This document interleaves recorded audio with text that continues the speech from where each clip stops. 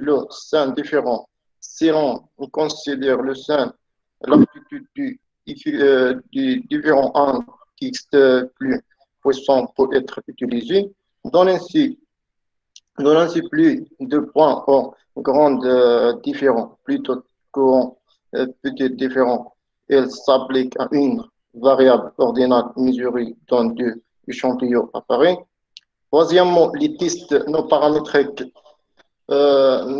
Troisièmement, les tests non paramétriques donnent le cas du cas échantillon, test appareil ou échantillon indépendant.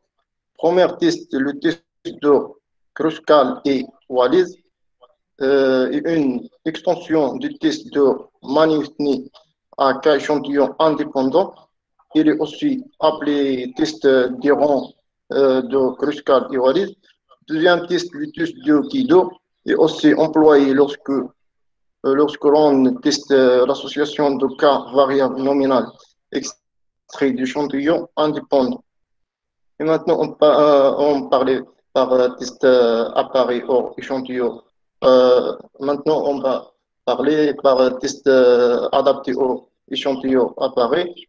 Premier test, le test de McNemar peut être étendu à plus d'échantillons appareil. Cette extension est appelée test de Cochrane. Le test de Cochrane permet de tester l'hypothèse d'une différence de fréquence entre cas échantillons appareil. On a aussi le test enfin, on a le test de Friedman et une extension du test de Wilson à cas échantillon appareil. Il permet de tester l'hypothèse nulle selon laquelle les cas échantillons sont tirés d'une même population.